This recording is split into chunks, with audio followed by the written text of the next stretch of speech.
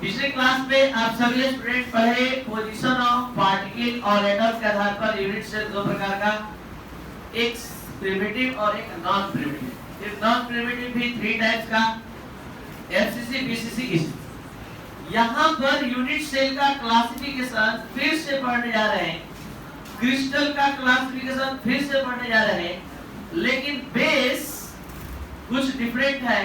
यहाँ as length और interfacial angle के आधार पर, एज लेंथ और इंटरफेसियल एंगल के आधार पर यूनिट सेल या क्रिस्टल सिस्टम का क्लासिफिकेशन या स्टडी प्रारंभ करने जा रहे हैं।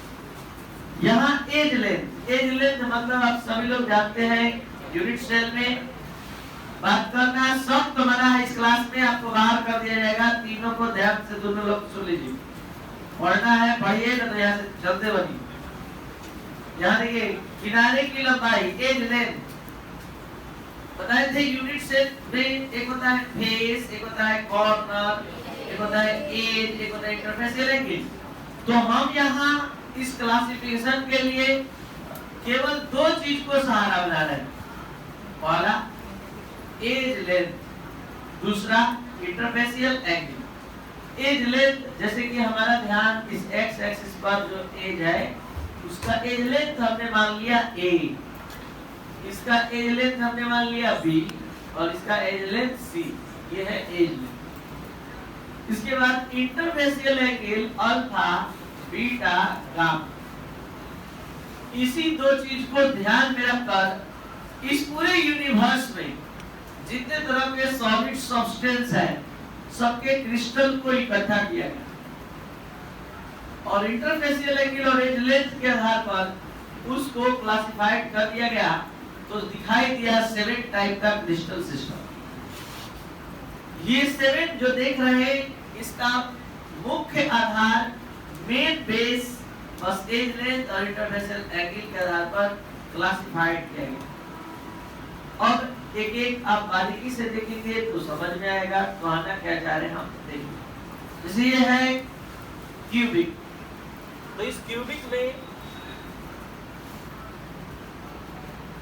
क्यूबिक में आप सभी स्टूडेंट देख रहे हैं कि तीनों एज लेंथ सेम है, तीनों एज लेंथ सेम है और तीनों इंटरफेसियल एंगल 90 डिग्री है।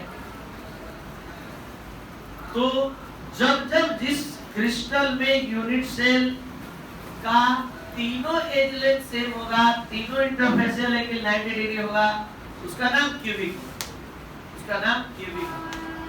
अब बात करते हैं टेट्रागोनल। इस टेट्रागोनल पर ध्यान दिया जाए, 3 एज लेंथ में से 2 केवल सेम, जैसे ये और ये सेम, और ये जो होगा डिफरेंट होगा, डिफरेंट एज लेंथ होगा।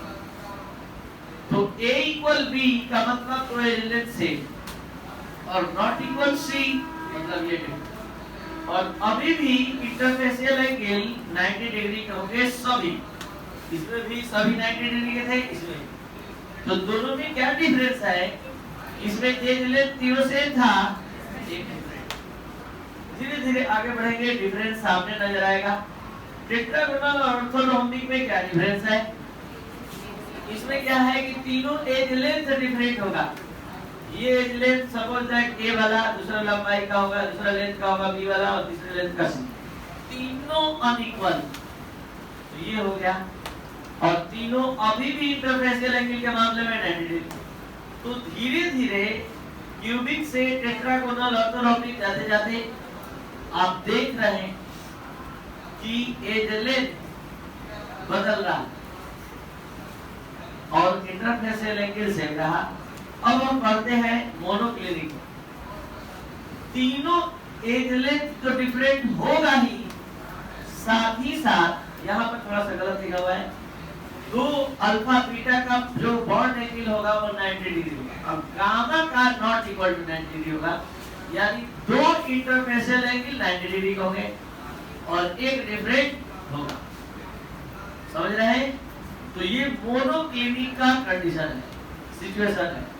मोनोक्लिनिक तभी आप कहेंगे जब तीनों एज लेंथ डिफरेंट हो और 2 सेल 90 डिग्री वाला होगा इंटरफेसियल एंगल और एक एकदम नहीं होगा 90 डिग्री कुछ डिफरेंट एंगल का, तो ये मोनोक्लिनिक। तो आप पढ़ रहे हैं 7 क्रिस्टल सिस्टम।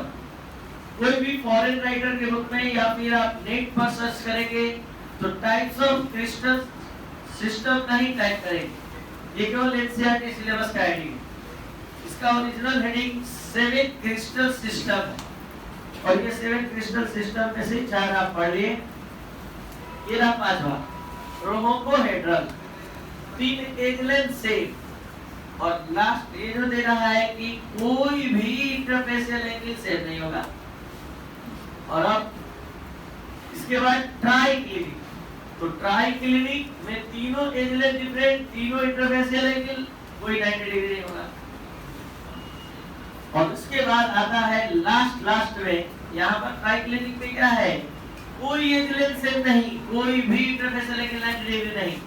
और इसके बाद आता है हेक्सागोनल, लास्ट में ये हेक्सागोनल है जिसमें 2 एंगल सेम होंगे और एक डिफरेंट, और 3 में से 2 इंटरफेसियल एंगल 90 डिग्री होगा और एक क्या होगा 120 डिग्री होगा। यहाँ पर आप देख सकते हैं कि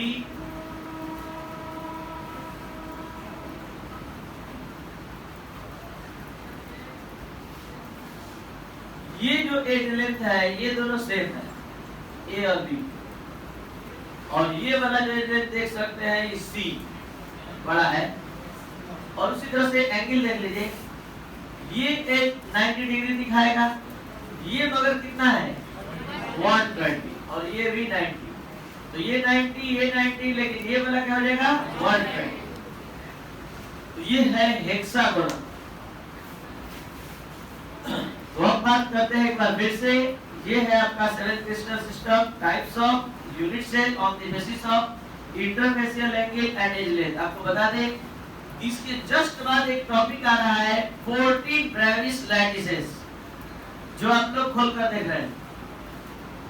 और 14 ब्रेविस लैटिसेस उसमें concept position of atom, interfacial angle और एज लेंथ सब शामिल हो जाएगा। तो इस धरती पर 14 प्रकार का यूनिट सेल सामने आएगा और यूनिट सेल 14 टाइप का होता है। क्या बोल रहे हैं आप लोग को और थोड़ा समझ में आएगा? लीजिए थोड़ा एग्जांपल देख लीजिए। देखिए जैसे खाने वाला नमक यानी सोडियम क्लोराइड का क्रिस्टल जो होता है NaCl, कोई क्यूबिक यूनिट सेल होता है। KCl diamond, zinc plate, copper, ये सब क्यूबिक यूनिट सेल। मतलब जितना भी सॉलिड फॉर्म में क्रिस्टल पाया जाता है उसके क्रिस्टल का स्टडी किया गया है तो 7 टाइप का, और उसके आधार पर ये क्लासिफिकेशन दिया गया।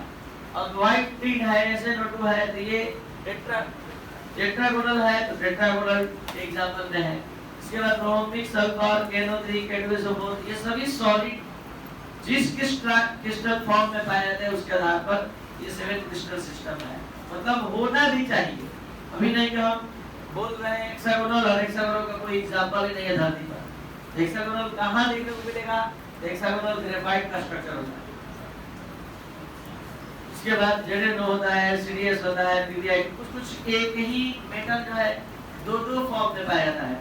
जैसे Pb क्यूबिक फॉर्म में पाया जाता है, टेट्रागोनल फॉर्म में पाया जाता है। ठीक है, क्वार्ट्ज वाइज मतलब शीशा ही जैसा होता है लेकिन शीशा में काउंट नहीं होता है। इसे आप घड़ी में देखिए क्वार्ट्ज मतलब प्लास्टिक का हार्ड रूप। ये आपका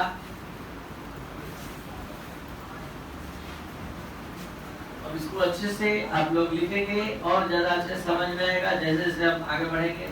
एडिट दे दिए हैं, फर्स्ट लिखेंगे क्यूबिक। कल के क्लास में 14 ब्रेविस लैटिस पढ़ाया जाएगा।